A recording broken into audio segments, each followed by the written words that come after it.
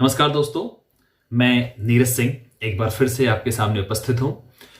मैं अभी रक्षा मंत्रालय में as a senior translation officer काम कर रहा हूं और मैंने 2 दिनों पहले ही आपके लिए एक वीडियो बनाया था जो कि विशेष तौर पर था एसएससी जीएचटी के सेकंड पेपर पर आधारित। और ये जो मैंने वीडियो बनाया था वो सेकंड पेपर के पहले भाग यानी कि ट्रांसलेशन के ऊपर आधारित था। और आज जैसा कि मैंने आपसे वादा किया था, मैं उस सेकंड पेपर के दूसरे भाग यानी कि एसेज निबंध पर अपनी बात रखने जा रहा हूं। तो चलिए शुरू करते हैं। तो सबसे पहली बात, जो सेकंड पेपर में जो दूसरा भाग है वो भी 100 नंबर का होता है, यानी कि 200 नंबर के पेपर होते हैं जिसमें पहला भाग 100 नंबर ट्रांसलेशन और 100 नंबर एसेज का होता है निबंध का। और वो निबंध भी 2 भागों में बटा होता है, यानी कि 50 नंबर के हिंदी निबंध और 50 नंबर के अंग्रेजी निबंध। तो एसएससी आपके सामने 4 हिंदी निबंध देती है और 4 अंग्रेजी, जिसमें से आपको कोई एक एक निबंध करना होता है, यानी कि एक हिंदी के लिए और एक अंग्रेजी के लिए। तो एसएससी कैसे निबंधों का चुनाव करती है, पहले इस पर हम बात करेंगे। देखिए, एसएससी 2 प्रकार के निबंध आपके सामने देती है। एक निबंध जो सदाबहार निबंध होते हैं। सदाबहार निबंध मतलब कि जो हमेशा से चलते आते हैं। और दूसरा निबंध जो बेस्ड होता है करंट अफेयर्स पर। मैं थोड़ा और एक्सप्लेन करूं, सदाबहार निबंध मतलब जो कभी भी बदलते नहीं है, जैसे वुमेन एम्पावरमेंट, टेररिज्म या फिर भ्रष्टाचार, करप्शन, ऐसे निबंध जो हमेशा से चलते आए हैं। और एक दूसरे प्रकार का निबंध जो करंट अफेयर्स पर आधारित होता है, यानी कि पिछले 8-10 महीनों में जो घटनाएं घटी हैं, जैसे मान लीजिए नई शिक्षा नीति का आ जाना, कोविड का होना, इस तरह से करंट अफेयर्स पर आधारित। या फिर जब पिछले साल जब हो रही थी तो उसमें जब जीएसटी बिल आया था उसके ऊपर लोग निबंध तैयार कर रहे थे, इस तरह से। या फिर सरकार की जो अलग अलग नीतियां आती है उनके ऊपर आधारित, इसे हम लोग करंट अफेयर्स निबंध कहते हैं। तो 2 प्रकार के निबंध होते हैं और इन निबंधों का समावेश भी कुछ इस तरह से होता है कि अगर 4 निबंध हैं तो बिल्कुल ये तय है कि एक निबंध तो सदाबहार रहेंगे और 3 निबंध हो सकता है कि करंट अफेयर्स पर आधारित हो। और कई बार इन दोनों का संतुलन भी बना होता है कि 2 निबंध बिल्कुल सदाबहार टॉपिक पर आधारित हो और जो 2 निबंध होते हैं वो करंट अफेयर्स पर आधारित होंगे। तो ये पहली बात है। दूसरी बात, आप विशेष तौर पर ख्याल रखें कि जब आप तैयारी कर रहे हैं करंट अफेयर्स पर, तो पिछले 8-10 महीनों की जो भी सरकार की नीतियां हैं, पॉलिसीज हैं, उनको ध्यान में रखते हुए आप निबंधों को तैयार करें ताकि आपके पास एक अच्छा खासा मटेरियल तैयार हो। ये पूछा जाता है कि कितने निबंध तैयार करें। तो लगभग इसके लिए कोई फिक्स आंकड़ा नहीं होता है, लेकिन अगर आप मान के चले कि अगर आप 15-20 निबंध अगर सही ढंग से तैयार कर लेते हैं तो इसका मतलब आपकी तैयारी लगभग पूरी है। लेकिन एक विशेष बात, कई बार छात्र एक गलतियां करते हैं और वो है कि मान लीजिए आपने 20 निबंध तैयार किया, तो 20 निबंध में आप क्या करते हैं कि उन निबंधों को 2 भागों में बांट देते हैं, 10 अंग्रेजी के लिए और 10 हिंदी के लिए। यानी कि आपने 10 निबंध जो तैयार किए वो हिंदी में तैयार कर लिए और 10 निबंध इंग्लिश में तैयार कर लिए। और ये गलत है, क्योंकि सपोज करिए कि आपने किसी निबंध को हिंदी में तैयार किया और वो निबंध आया इंग्लिश में, तो आप लिखते वक्त घबरा जाएंगे। आप लिख जरूर पाएंगे, लेकिन उसमें फैक्ट की, भाषा की और जो फ्लो आपने तैयार किया था वो शायद कहीं ना कहीं रुक जाएगा। तो इसलिए ध्यान रखें कि अगर आप जो भी निबंध तैयार कर रहे हैं, 15-20 निबंध, वो दोनों भाषाओं में तैयार करें, कोई एक भाषा नहीं। इससे आपके पास निबंधों की संख्या और जो कलेक्शन होगा वो बहुत ही पुख्ता होगा। अगर आपके पास 15 निबंध ही आपने तैयार किए हैं तो देखा जाए तो आपने 30 निबंध तैयार किया है। ये दूसरी बात है, इसका जरूर ख्याल रखें। तीसरी बात, ऐसे तैयार करते वक्त जो सबसे बड़ी गलती लोगों की जो होती है, विशेष तौर पर परीक्षा के दौरान, कि मान लीजिए कि परीक्षा शुरू हुई, आपने ऐसे के टॉपिक को पढ़ा और आप बिल्कुल तैयार हो गए, लिखने लगे।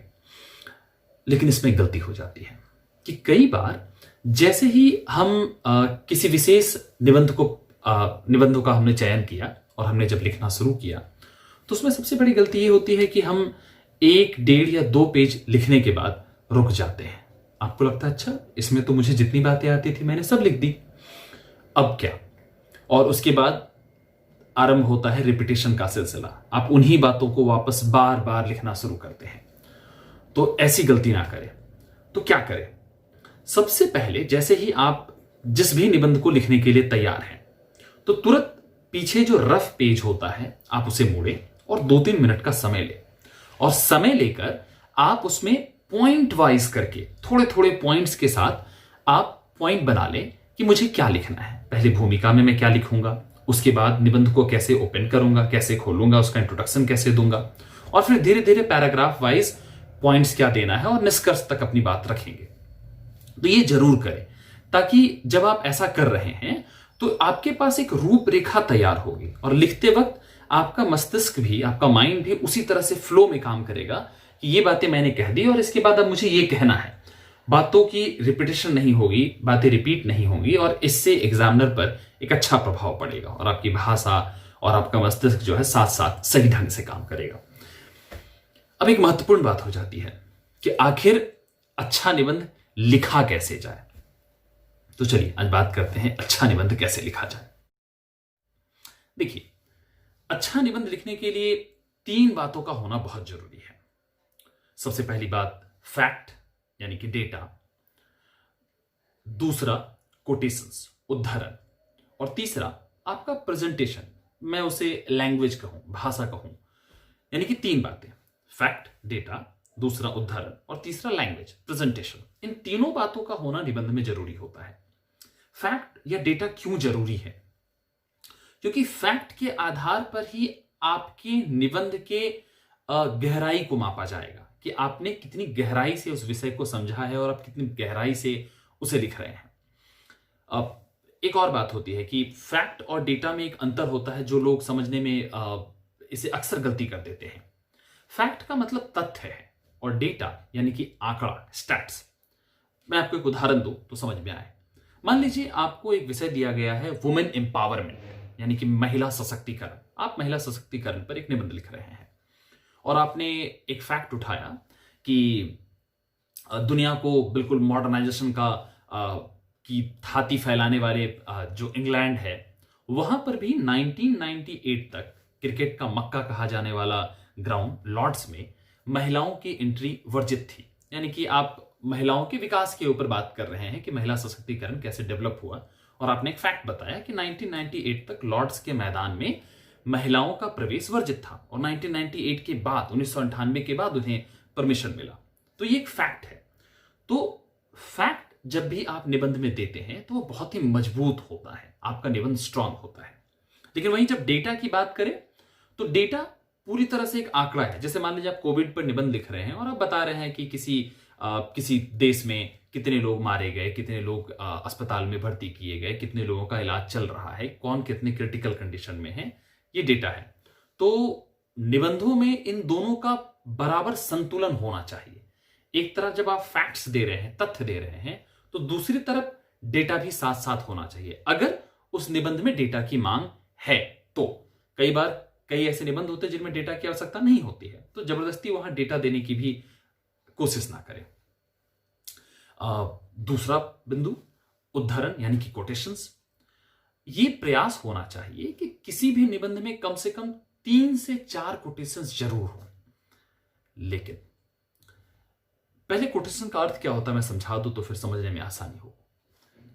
कोटेशंस वास्तविक तौर पर जो उद्धरण होते हैं, आपने जो अपनी बात निबंध में लिखी है उसका प्रमाण होता है कि देखिए मैंने जो बातें निबंध में बताई, ये जो स्कॉलर हैं, ये विद्वान हैं, ये कोई महर्षि हैं, ये भी वही बात कह रहे हैं। यानी कि कोशिश करें कि आप जब अपनी बात को लिख ले रहे हैं उसके बाद कोटेशंस को दें, ताकि आपने जितनी बातें लिखी वो आपकी बात उस कोटेशन से और पुख्ता और मजबूत हो जाए। इस बात का ख्याल रखें।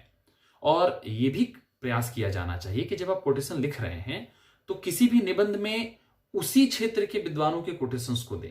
अन्यथा कई बार हम जो सामान्य कोटेशंस हैं हर जगह लगाने की कोशिश करते हैं और एग्जामिनर को ये समझ में आ जाता है कि ये जबरदस्ती का मतलब घुसाया गया जो है कोटेशन है और वो सही प्रभाव नहीं देता है एग्जामिनर पर। तीसरी बात भाषा या फिर प्रेजेंटेशन।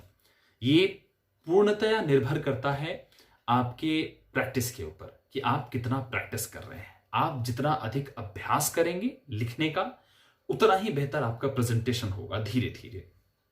तो लिखने की कोशिश जरूर जारी रखें ताकि इससे आपका विकास हो पाए, ये ख्याल रखें। एक और महत्वपूर्ण बात वो है टाइम मैनेजमेंट। याद रखिए कि जब आप ऐसे लिख रहे हैं, जैसा कि मैंने पहले भी अपनी वीडियो में बताया था, ट्रांसलेशन वाले वीडियो में, कि आप जब ट्रांसलेशन की प्रक्रिया कर रहे हैं तो आपको दोनों ट्रांसलेशन पर लगभग 25-25 यानी कि 50 मिनट में उसे पूरा कर लेना है और 10 मिनट का समय आपको अपने लिए बचाना है। और उस 10 मिनट का उपयोग आप कहां करेंगे? यहां, यानी कि इस निबंध में। और एक और स्ट्रेटजी मानी जाती है कि निबंध में भी कैसे, क्योंकि सामान्यतः जो हमें से जो भी परीक्षा दे रहे हैं उनकी हिंदी थोड़ी अच्छी होती है अंग्रेजी की तुलना में। कुछ ऐसे कैंडिडेट हो सकते हैं जिनकी अंग्रेजी थोड़ी अच्छी हो, जिन्होंने मास्टर्स अंग्रेजी से किया हो, उनकी अंग्रेजी थोड़ी अच्छी हो सकती है। तो इस बात का ख्याल रखें कि आपकी पकड़ जिस भाषा पर अधिक है आप उसमें थोड़ा सा कम समय दें। यानी कि अगर आपने अपने लिए 1 घंटा 10 मिनट का समय रखा है निबंध लिखने के लिए, तो कोशिश करें कि 30 से 32 मिनट का समय आप हिंदी के लिए दें और वहीं अंग्रेजी के लिए लगभग 38 से 40 मिनट का समय दें, ताकि आप उसी तरह का संतुलन दोनों भाषाओं में ला सकें। तो ये बिल्कुल ख्याल रखें कि समय का मैनेजमेंट बहुत महत्वपूर्ण होता है और इससे आपको लिखने में सुविधा भी होगी और आप बेहतर ढंग से अपने आप को प्रेजेंट भी कर पाएंगे। कुछ और छोटी छोटी बातें जो प्रेजेंटेशन से संबंधित है। किसी ने मुझसे पूछा था कि हैंडराइटिंग का कितना महत्व होता है सेकंड पेपर में, क्योंकि पहले पेपर में तो एमसीक्यू होता है, टिक होता है और हैंडराइटिंग मायने नहीं रखती। देखिए, हैंडराइटिंग वास्तविक तौर पर बहुत मायने नहीं रखती अगर आपने स्पष्ट और साफ तरीके से लिखा हो। तो आप जो भी लिख रहे हैं वो रीडेबल होना चाहिए, मतलब पढ़ने योग्य होना चाहिए। अगर एग्जामिनर आपकी बातों को पढ़ सकता है, इसका मतलब आप आराम से जो है उसके लिए एलिजिबल है। तो इससे बहुत अधिक घबराने की आवश्यकता नहीं है। दूसरी बातें, लिखते वक्त ये जरूर कोशिश करें कि ब्लैक पेन और ब्लू पेन का इस्तेमाल करें। जब आप कोटेशंस लिख रहे हैं तो ब्लैक पेन लिखें और सामान्यतः ब्लू पेन, ताकि वो आसानी से जो है एग्जामिनर का ध्यान जो है आकर्षित कर सके। एक और बहुत ही महत्वपूर्ण बात जो अक्सर लोग मिस कर जाते हैं, हम लोग जब अभ्यास कर रहे होते या सामान्य जीवन में जब लिखते हैं निबंध, तो हम एक वाइट पेपर यानी कि सादी वाली कॉपी में लिखते हैं। लेकिन एसएससी जो आपके सामने जो पेपर देती है एग्जाम हॉल में, वो रूल वाली होती है, यानी कि लाइन वाली। तो ये बहुत बड़ी समस्या खड़ी होती है कि हमने प्रैक्टिस किया है वाइट पेपर पर, सादे वाले कॉपी पर, और अचानक से रूल वाली कॉपी मिलने के बाद हमारे स्पीड में बहुत बड़ा डिफरेंस आ जाता है। क्योंकि रूल वाली कॉपी में अगर आपका लिखने का अभ्यास नहीं है तो आप शुरुआती समय में थोड़ा समय लेंगे, वक्त लेंगे और उसके बाद ही लिख पाएंगे। तो बिल्कुल कोशिश करें कि जब आप निबंध के लिए तैयारी कर रहे हैं तो आप जब अभ्यास करें तो भी रूल वाले कॉपी में ही करें। इसका जरूर आपको ध्यान होना चाहिए। तो मेरे तरफ से निबंध में फिलहाल इतना ही। कुछ और बातें हैं जो मैं कोशिश करूंगा कि अपने अगले निबंध में, अगले जो टॉपिक पर आएगी जो वीडियो, मैं उसमें आपको निबंध पर कुछ और बातें बताऊंगा। और साथ ही साथ मैं बता दूं कि मैं अपना अगला वीडियो में प्रयास कर रहा हूं कि एसएससी जीएसटी में क्या क्या महत्वपूर्ण निबंध हो सकते हैं इस साल 2020 में। मैं उस पर बात करूंगा, आपको बताऊंगा कि क्या क्या महत्वपूर्ण वीडियो हो सकते हैं, क्या क्या महत्वपूर्ण निबंध हो सकते हैं। इस वीडियो के लिए फिलहाल यहीं तक। बहुत बहुत शुक्रिया, धन्यवाद।